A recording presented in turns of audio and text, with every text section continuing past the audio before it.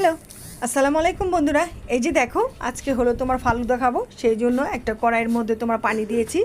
আর পানিতে কিন্তু আমি সামান্য তোমার 1 ফালি লেবু রস দিয়েছি।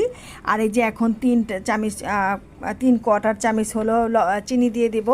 দিয়ে এটা ভালো করে নাড়াচাড়া দিব।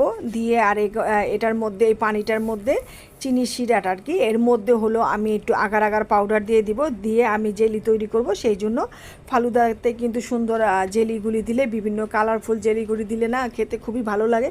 আর দেখতেও মাশাআল্লাহ খুব সুন্দর লাগে, আমার কাছে ভালো লাগে, সেই জন্য আর কি।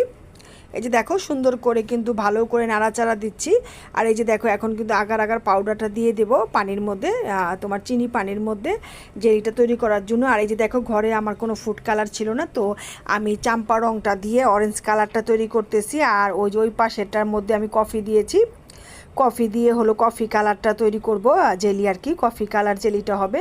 দেখতে ভালোই লাগে, সুন্দর মাশাআল্লাহ। আসলে সত্যি দুধে আর সাদা কালারটার মধ্যে এরকম বিভিন্ন তোমার ফুড কালারগুলি দিয়ে বা জেলি দিলে না দেখতে দেখতে যেমন সুন্দর লাগে আর খেতেও খুবই ভালো লাগে, সেই জন্য।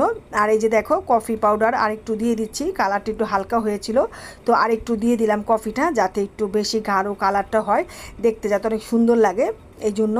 এই দেখো, এখন একটু বেশি গাঢ় কালার হয়েছে না, দেখতে মাশাআল্লাহ সুন্দর লাগতেছে। যখন এটা ঠান্ডা হয়ে জমে যাবে, তখন এটা কেটে কেটে যখন তোমার ফালুদাতে দিব, খুব ভালো লাগে।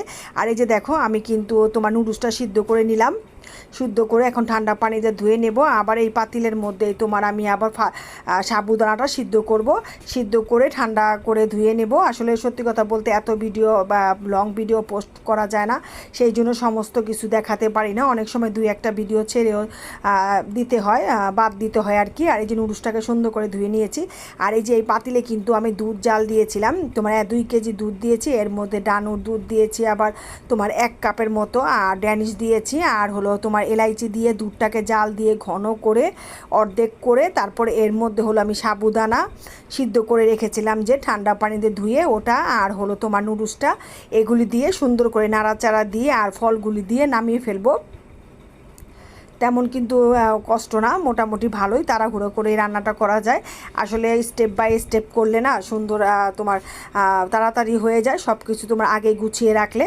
আর খাবারটাও কিন্তু খুবই ভালো লাগে। সত্যি কথা, ঠান্ডা ফালুদাটা খেতে কিন্তু মাশাআল্লাহ চমৎকার লাগে, আমার তো খুব পছন্দ হয়। আমি প্রায় মাঝে মাঝে বানাই, অনেক সময় দেখা যায় তোমাদের সাথে ভিডিও করার জন্য, ভিডিওটা করা হয় না শেয়ার করার জন্য, আবার অনেক সময় করি। তো বন্ধুরা, যদি ভালো লাগে তো লাইক, কমেন্ট, শেয়ার আর সাবস্ক্রাইব করে পাশে থাকবে। আলহামদুলিল্লাহ, খোদা হাফেজ, টাটা, বাই বাই।